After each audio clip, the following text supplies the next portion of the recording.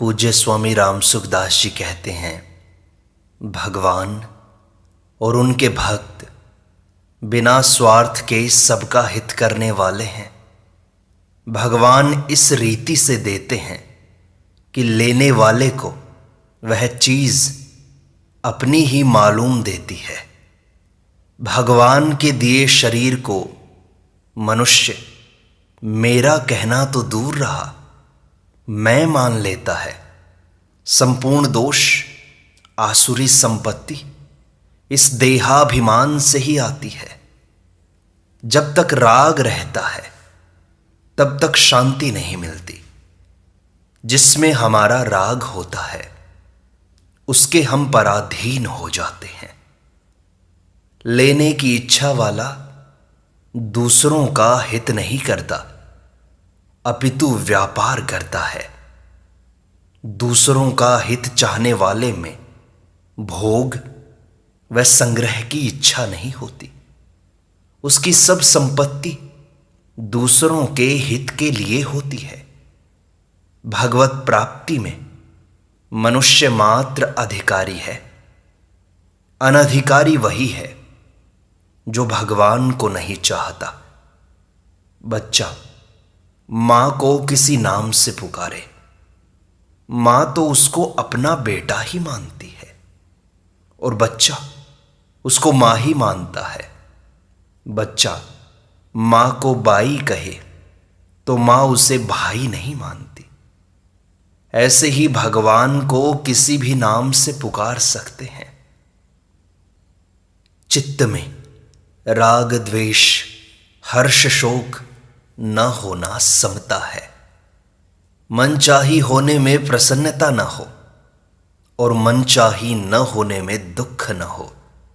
इस सुख दुख को समान करना है। विषमता ही संसार है, समता परमात्मा का स्वरूप है। बाहर की विषमता हमारे तक न पहुंचे। कोई गाली दे तो उसे ले नहीं, यह समता है। प्रकृति की सम अवस्था में प्रलय होता है और विषम अवस्था में सृष्टि होती है।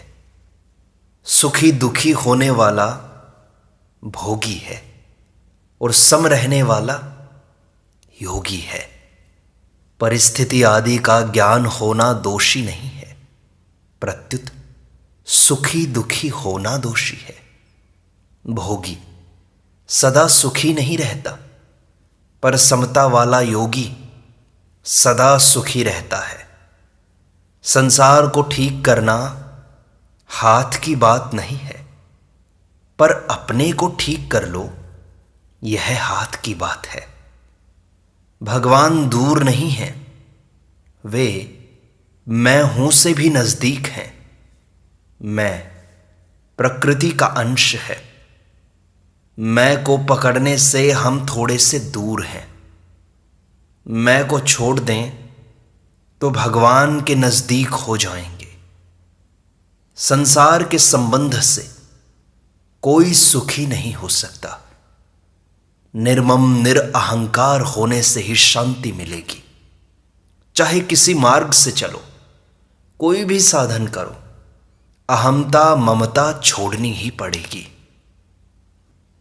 खेती में जैसा बीज बोएंगे वैसी ही खेती होगी। ऐसे ही जैसी चीज दान में देंगे वैसा ही मिलेगा। इसलिए दान करना हो तो बढ़िया चीज दें। कर्मयोग में दूसरे की सेवा के लिए बढ़िया चीज का त्याग होता है। कल्याण करना हो तो त्याग करना पड़ेगा। त्याग से तत्काल शांति मिलती है।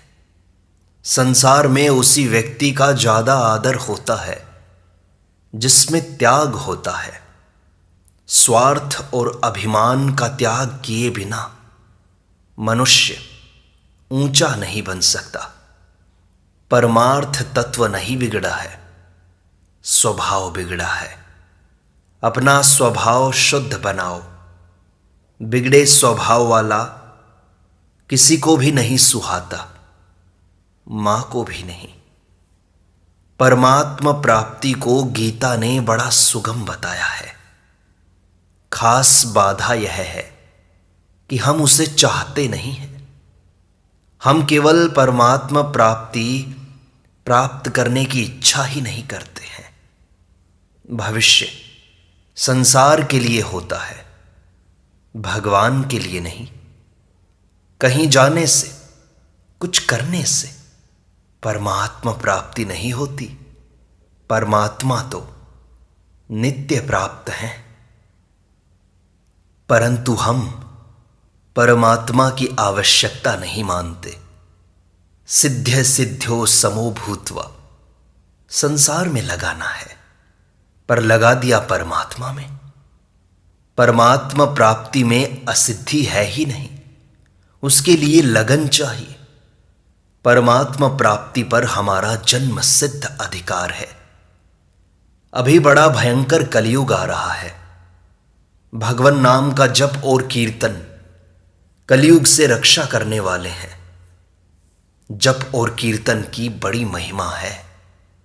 दिन भर नाम जप करते रहें, भगवत चर्चा करते रहें, भगवत चरणों के शरण हो जाएं, बार बार प्रार्थना करते रहें कि हे नाथ, मैं आपको भूलूं नहीं।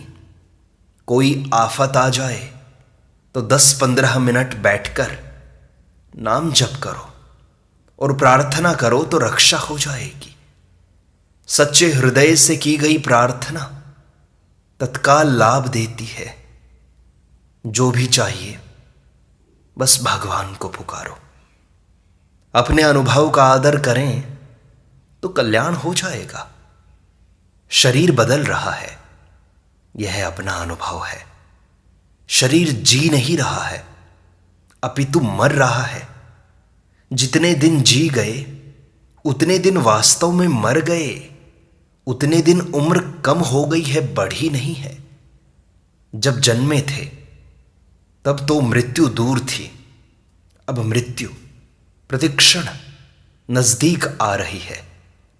जिसको कोई भी नहीं चाहता, उस मृत्यु की तरफ हम निरंतर जा रहे हैं। पर इच्छा यह करते हैं कि हम जीते रहें। जैसे पशुओं के विनाश को मांस उत्पादन कहते हैं, ऐसे ही हम मर रहे हैं, इसको जीना कहते हैं। हम जी रहे हैं, यह असत का संग है। जो सच्ची बात है उसको मानना सत्संग है। बुरे स्वभाव वाला मनुष्य जिस योनि में जाएगा वहीं दुख पाएगा। मरने पर स्वभाव साथ में जाता है। मानव शरीर अत्यंत दुर्लभ है, परंतु जो चीज मिल जाती है उसका महत्व हमें समझ में नहीं आता। मिली हुई चीज का आदर नहीं करते, बाद में रोते रहते हैं। पहले से ही चेत कर लें तो कितना लाभ हो जाएगा। रुपए तो पैदा हो सकते हैं, पर समय पैदा नहीं होता। यह तो खर्च ही होता है। भयंकर कलयुग से बचने का उपाय है नाम जप। राम नाम नरकेसरी, कनक कसिपु कलिकाल। कलयुग से अपनी रक्षा करें, रात दिन नाम जप में लग जाओ। भगवान नाम के सिवाय कलयुग से कोई रक्षा करने वाला नहीं है। बिगाड़ करना ही हो तो कम से कम उतना बिगाड़ करो जिसका बाद में सुधार हो सके। प्रत्येक को अपनी निंदा बुरी लगती है, प्रशंसा अच्छी। विचार करें, निंदा करने वाला दूसरा है, उस पर हमारा वश चलता नहीं, उसे हम रोक सकते नहीं हैं। उससे द्वेष करने में, उसको बुरा समझने में हमारा लाभ नहीं है। निंदा करने वाला हमारे पापों का नाश करता है। जो किसी को दुख नहीं देता, उसके द्वारा दूसरों की सेवा शुरू हो गई। जो किसी को दुख नहीं देता, उसको देखने से पुण्य होता है। गोस्वामी तुलसीदास जी लिखते हैं, तन कर मन कर वचन कर, देत न काहू दुख, तुलसी पातक हरत है, देखत उनको मुख। अन्न, जल और वस्त्र देने में सुपात्र कुपात्र का विचार करोगे तो खुद कुपात्र बन जाओगे। पापी को उतना अन्न दो जिससे वह जी जाए। धन, कन्या आदि देने में सुपात्र देखना चाहिए। भगवान से उत्पन्न होने के कारण संपूर्ण संसार भगवत स्वरूप है। भगवत गीता में कहा, वासुदेवः सर्वम। मैं वही बात कहता हूं जो श्रुति, युक्ति और अनुभव से सिद्ध हो।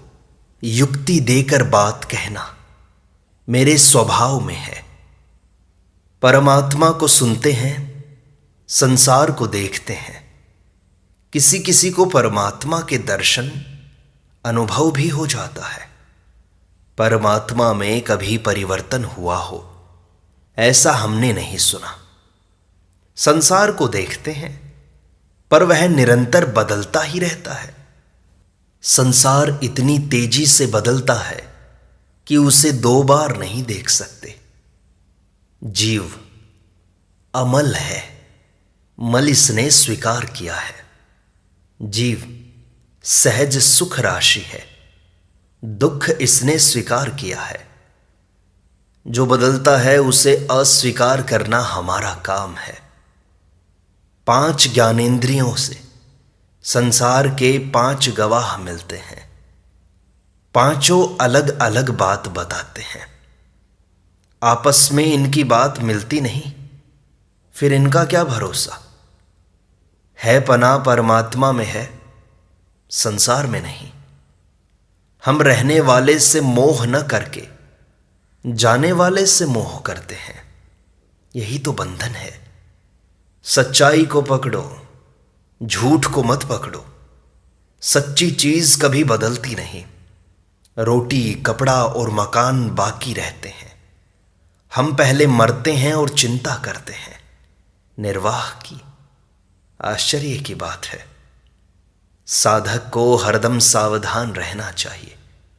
सावधानी ही तो साधना है। सावधानी ही तो जागृति है। असावधानी ही निद्रा है। स्वरूप सत्ता मात्र है। अहम संसार का मूल है। अहम न हो तो है रहेगा। मैं और हूं मिलने का नाम बंधन है।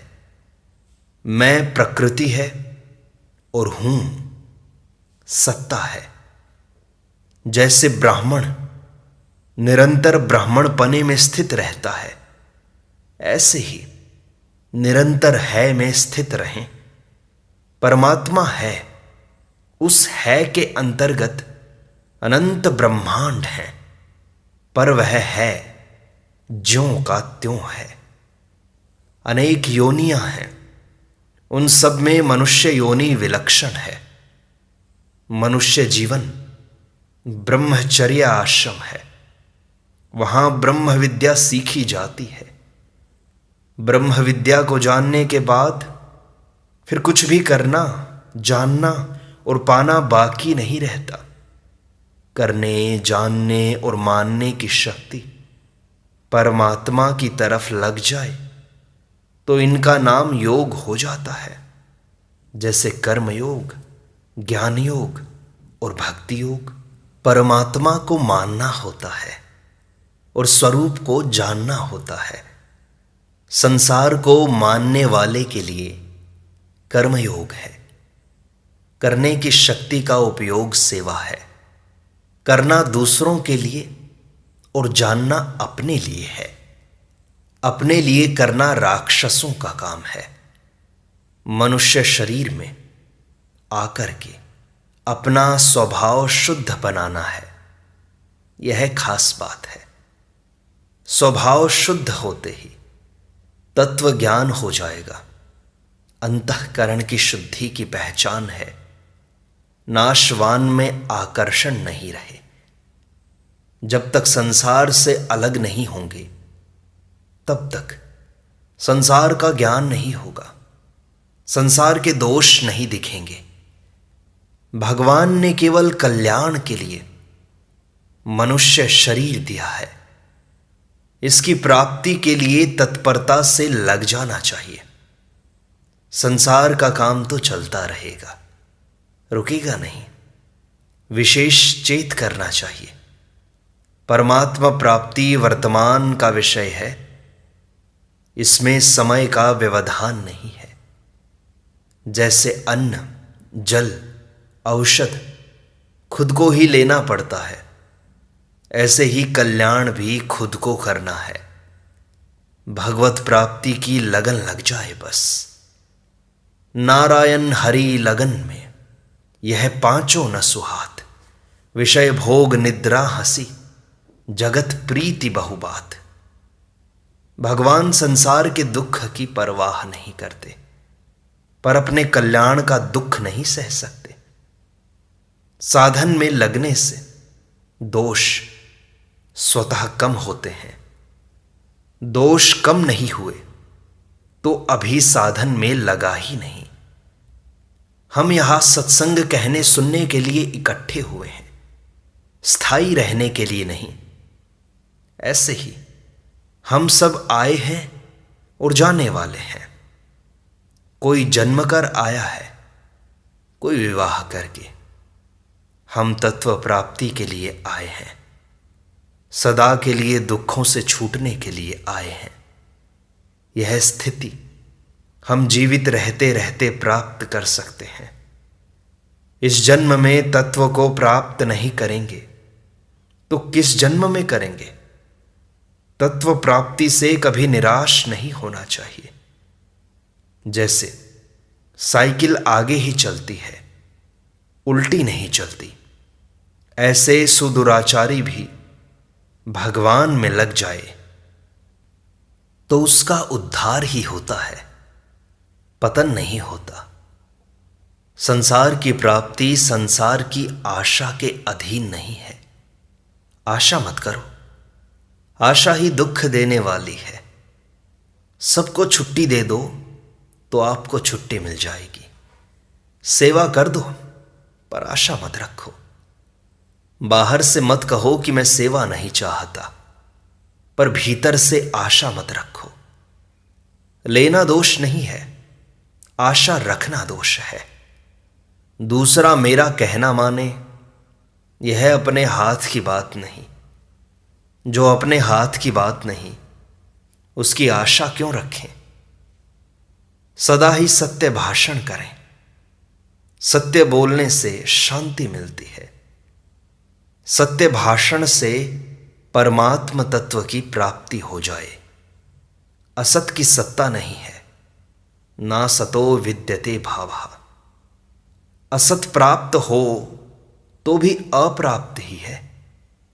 आपने बालकपना छोड़ा नहीं, पर वह छूट गया ना।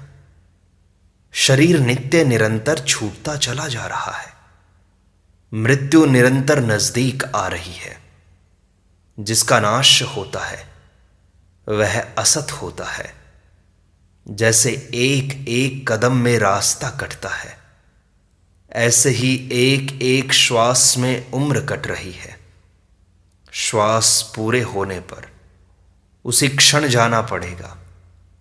उस समय यह बुद्धिमानी, चतुराई, बल कुछ काम नहीं आएगा। जाने वाला विभाग अलग है, रहने वाला विभाग अलग है। जो जा रहा है उसका नाम असत्य है, और जो रह रहा है उसका नाम सत्य है। सत्य भाषण से सत्य की प्राप्ति होती है। धन मेरा है, यह भेदभाव का संबंध है। मैं धनी हूं, यह अभेदभाव का संबंध है। जिससे संबंध नहीं है वही छूटता है। जो अलग नहीं होता वह नहीं छूटता। मैं हूं से हमने अभेद भाव का संबंध माना है। मैं हूं से अलग है, यह मार्मिक बात है। मैं प्रकृति का अंश है और हूं परमात्मा का। मैंपन छूटने के बाद है पना ही रहेगा।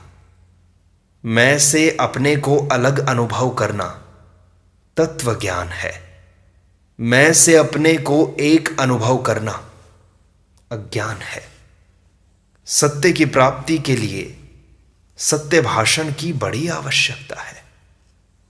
विषमता स्वरूप में नहीं आई है, मन में ही आई है। इसलिए गीता में आया है, इहैव तैर्जितः सर्गो येषाम साम्ये स्थितम मनः। जिनका अंतःकरण समता में स्थित है, उन्होंने इस जीवित अवस्था में ही संपूर्ण संसार को जीत लिया है। संसार की निवृत्ति स्वतः सिद्ध है, परमात्मा की प्राप्ति स्वतः सिद्ध है। हम सबके भाव और अभाव को जानते हैं, पर अभाव को नहीं जानते। जिसके भाव अभाव का अनुभव होता है, उसी से असंग होना है, और जिसके अभाव का कभी अनुभव नहीं होता, उसी में स्थित रहना है। जिसका अभाव होता है वह विषम है। संसार विषम है। विषमता का त्याग करके समता में स्थित होना तत्व ज्ञान है। संसार अब तक किसी को प्राप्त नहीं हुआ और ना ही होगा। संसार किसी के साथ कभी रहा नहीं, रह सकता नहीं, रहेगा नहीं। परमात्मा हमारे से कभी दूर हो सकते ही नहीं। स्त्री ईश्वर कृत सृष्टि है। मां बहन इत्यादि जीवकृत सृष्टि है। जीवकृत सृष्टि में पक्षपात, राग, द्वेष, बंध, मोक्ष आदि होते हैं। मेरा और तेरा जीव का बनाया हुआ है। ईश्वर की बनाई चीज तो प्रत्यक्ष दिखाई देती है कि यह स्त्री पुरुष, स्थावर जंगम, जड़ चेतन आदि हैं। सबसे संबंध न तोड़ें, न जोड़ें, प्रत्युत हाथ जोड़ें, यह साधन है। अपनी बनाई हुई सृष्टि का त्याग कर दोगे तो मुक्त हो जाओगे। इस प्रकार सत्संग का यह भाग संपूर्णता को प्राप्त होता है।